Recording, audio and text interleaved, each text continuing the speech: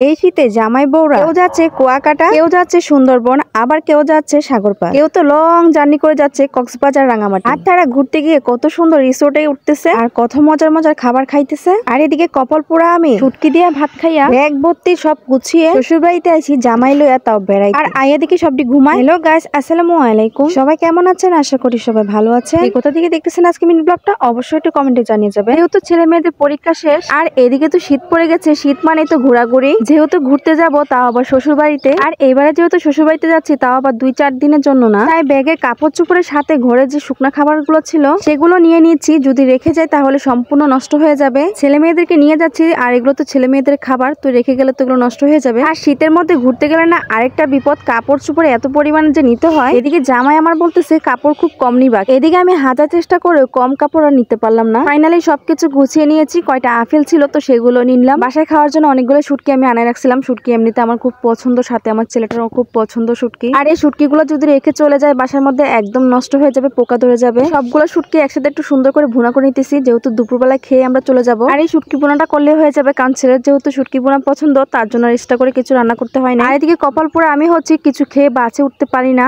কোনো জার্নি করতে পারি না। কিছু খাইলে মাথা ঘুরা কি একটা গা গুলা কেমন একটা লাগে, বিরক্তকর লাগে। বাসে উঠলে তাও জার্নি করতে হবে, কিছু করার নাই। ছেলে মেয়েদের শখ পূরণ করার জন্য কিন্তু গ্রামে আসা হইতেছে। এদিকে দেখি জামাই বউ সবাই মিলে কক্সবাজার যাইতেছে, কুয়াকাটা যাইতেছে। আমি হয়তো ভাবছিলাম ছেলের আব্বু বলবে যে চলো আমরা একটু কুয়াকাটা ঘুরে আসি বা সমুদ্রে ঘুরে আসি। আমার জামাইটা যে এত আনরোমান্টিক, তার মনে হয় আর কোনো জায়গার কথা মনে পড়ে নাই। যদিও এই বছরে ভাবছিলাম ছেলে মেয়েদের সাথে একটু কক্সবাজার ঘুরে আসবো। ভাবলি কি হয়, মেয়ে বলে কথা, ভাবনা তো ভাবনাই হয়। মেয়েদের ভাবনাগুলো বাস্তবে পরিণত করা বেশ কঠিন। আর যদি আপনি না চাইতে আপনার ভাগ্যগুলো পরিপূর্ণ হয়ে যায় তাহলে মনে করবেন আপনি খুব ভাগ্যবতী একজন মেয়ে। সবাই তো আর ভাগ্যবতী হয় না, কেউ গুণবতী হয়, কেউ রূপবতী হয়। তো যাই হোক, যার যার মতন শেষে। তো যাই হোক, আমরা সবাই ব্যাগ ভর্তি গুছিয়ে বাস কাউন্টারে চলে আসছি। বাসে ওঠার পর হয়তো বা একটু খারাপ লাগছে, কিন্তু কখন যে কুমিল্লায় চলে আসলাম বুঝতেই পারলাম না। কুমিল্লার হোটেলে অনেকক্ষণ বিরতি দিছিল, তো আমরা ছেলে মেয়েদেরকে নিয়ে অনেক দুষ্টামি করেছি। এরপরে তো ছেলে মেয়েরা আমরা সবাই ফ্রেশ হয়ে তো পছন্দ অনুযায়ী খাবারগুলা খেলাম। খাবার খাইলাম এটা কিন্তু বলা একদমই ভুল, কারণ আমি